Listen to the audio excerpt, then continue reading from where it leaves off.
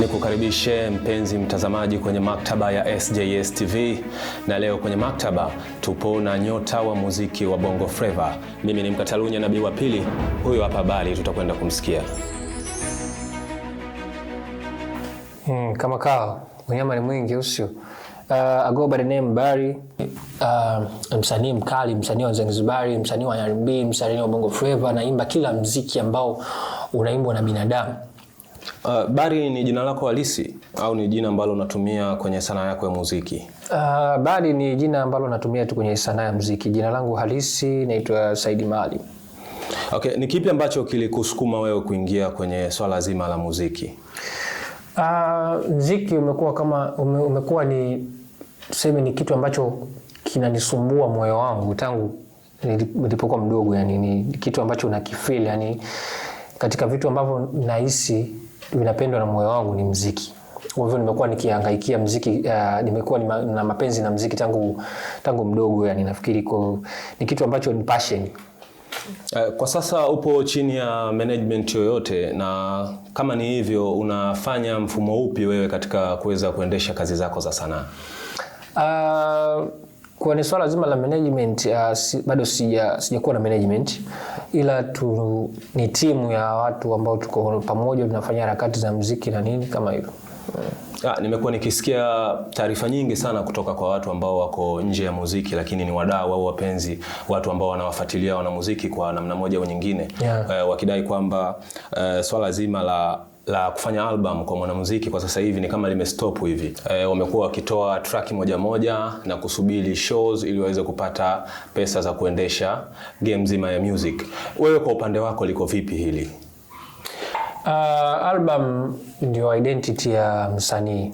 Ili utambulike all over the world, manake lazima uwe na album ambayo itakutambulisha kama wewe ni msanii na watu kuona uwezo wako kama msanii. Fahamu?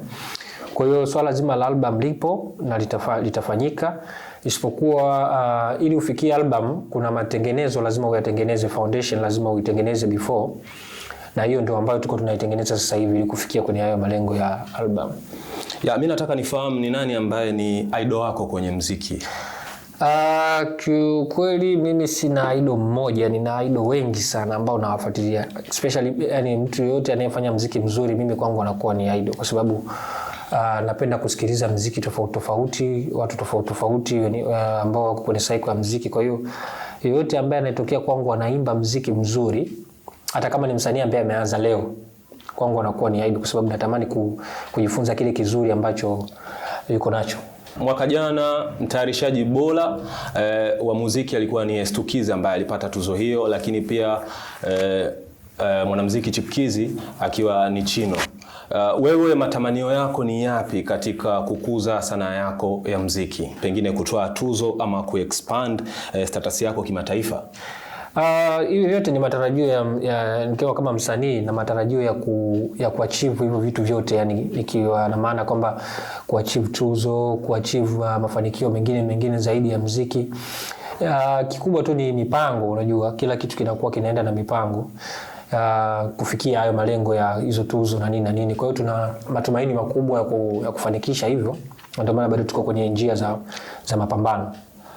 Familia nzima ya sanaa kwa ujumla, kuanzia sanaa ya muziki, maigizo na engo zote zile, wamekuwa wakionekana au wakionyesha umoja pale ambapo matatizo yamekuwa yakiwakabili, kwa mfano vifo, yani kwa maana ya misiba, lakini maradhi pia tumekuwa tukiona ule umoja wa wasanii ukionekana kwa kiasi kikubwa sana. Lakini sapoti katika kazi nzima za kisanaa imekuwa ni changamoto kidogo, ili kutengeneza fan base kubwa yenye kuzungukwa na watu sahihi na kuleta hatua nyingine kubwa zaidi kiuchumi. Wewe kwa upande wako unalionaje swala hili? Ni nini kifanyike ili tuweze kutengeneza umoja ambao unaweza ukasababisha sanaa ya muziki kapiga hatua na kufanya vizuri katika soko la kimataifa? Okay, mimi ninachokiona kwa mtazamo wangu ambao nimekuwa nikiangalia kwa muda mrefu, ni ile tu kwamba ubinafsi nao sometimes unakuwa unachangia vitu kuwa vina stack. Unajua kutokubali, yani mtu mmoja kutokubali kitu cha mwingine. Unajua sisi wasanii au watu ambao tuko kwenye sanaa, kila mtu ana nguvu yake katika kila anachokifanya. Kwa hiyo imani yangu inaniambia kwamba nguvu moja ukichanganya na nguvu nyingine inazaa kitu kikubwa. Kwa hivyo sasa ule ukileta ubinafsi wa wewe una power fulani ya influence ya ushabiki mkubwa, lakini hutaki kushirikiana na wenzio au kuwashirikisha wenzio au kuwavuta wenzio katika sehemu ile kuwepo. Kwa hivyo inafanya kile kitu kinadumaa, kwa sababu watu hawezi kusikiliza kitu kile kile tu kila siku. Unatamani wasikilize vitu vingi tofauti. Kwa hivyo kama unakuwa unakusikiliza wewe, ndio maana kitu inakuwa hakiwezi kwenda mbele. Kwa hiyo lazima uchanganye, uvute na wengine, wakusogeze katika sehemu moja, alafu watu wapate ladha tofauti ili kusogeza gurudumu mbele. Okay, nimeisikiliza vizuri track yako mpya ambayo ni Like You. Yeah. Sasa katika ile track ya Like You, mimi nataka nijue message ambayo ipo ndani ya ule wimbo. Yeah. Ilikuwa ikimkusudia ama kumlenga mtu, au ni idea tu ambayo ilikuja wakati ambao ulikuwa unahitaji kufanya kazi mpya katika muziki? Hiyo ilikuwa ni idea, lakini pia imebase na true story ambayo nilikuwa napiga na story na washikaji zangu katika kueleza zile feelings zao. Unajua washikaji mara nyingi ukaa na kuongea. Kwa hivyo kupitia ile story na nini, na mimi nikaongezea nyama kidogo. Yes. Kwa hiyo tukapata hiyo idea na scenario nzima ya hiyo ngoma. Kwa hiyo ilikuwa ni ngoma imeanzia hapo na mwisho wa siku ikawa ni ngoma moja kali sana. Mafanikio yako katika sanaa ya muziki yanakupa muono wote wa kuona jinsi gani ya kuweza kukua kitasnia? Sana. Mimi matumaini mafanikio yangu waga na yako based on kazi nayoifanya. Nikilinganisha kazi nilizokuwa nafanya zamani na kazi ambazo nazifanya sasa hivi ni tofauti. Tulikuwa bado tunasuasua na nini, lakini sasa hivi at least kuna mambo tunayafanya na yanaonekana. Kwa hiyo tunategemea vitu vizuri hapo mbele. Underground wengi wamekuwa wanakosa nafasi ya kuwa na hit song, kwa maana ya nyimbo ambazo zinaweza zikawatambulisha wao kwenye game. Yeah. Wewe unahisi ni pengine ni kukosefu wa ubunifu wa mashahiri, yeah, ama labda ni kukosa ule mwendelezo wa kuwa au wa kufanya kitu kilicho bora? Sometime kuna wengine wanakurupuka. Unajua muziki, kuna wengine wanaangalia picha ya nje. Wasanii wengi wana imani kwamba kufika alipo Diamond ni kitu kidogo sana, ni rahisi. Unaenda tu studio, unaimba, ukishaimba watu wanapenda nyimbo yako, unabumoa, unakuwa star. Of which ni wrong, na kuna mambo mengi. Muziki una vitu vingi. Muziki unataka preparation, muziki unataka foundation, muziki unataka focus, unataka uwe unapenda kile kitu, unajua. Yes. Kwa hiyo hicho nafikiri kinasababisha sana na watu kupurupuka, lakini pia financially watu hawana hela, wanarekodi kwenye studio mbuzi mtaani nini. Kwa hiyo unakuta kupata kitu kizuri ni ngumu sana. Kwa hiyo hapo unashauri ni nini ambacho kifanyike ili tuweze kupata akina Diamond wengine na wasanii wakubwa ambao wanaweza kawa kwa namna moja au nyingine wakatusogeza hatua fulani, hatua moja au hatua mbili kimuziki? Kwanza watu wapende kile wanachokifanya.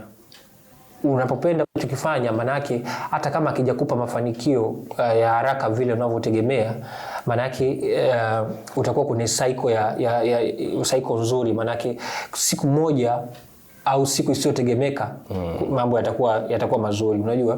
Kwa hiyo kuna mtu anaforce kutengeneza kitu ambacho yani anafanya mimi nafanya nataka nipate pesa. Unajua ukifanya kitu kwa ajili upate hela, huwezi kufanikisha. Huwezi kufanya kwenye ubora. Yeah, huwezi kufanya kwenye ubora, utakuwa unauhaka yani ule unataka kufanya kitu fulani. Kwa hivyo watu kwanza wapende kile wanachokifanya na usitegemee mategemeo yoyote.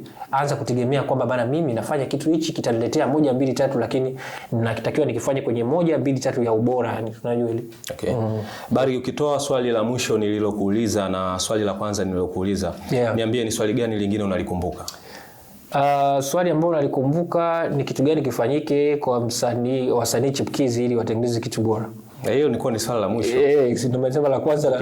Ukitoa swali la kwanza na ukitoa swali la mwisho, ni swali gani lingine ambalo unalikumbuka? Okay, swali lingine nalo likumbuka ni kitu gani kifanyike ili kufika international zaidi, yani.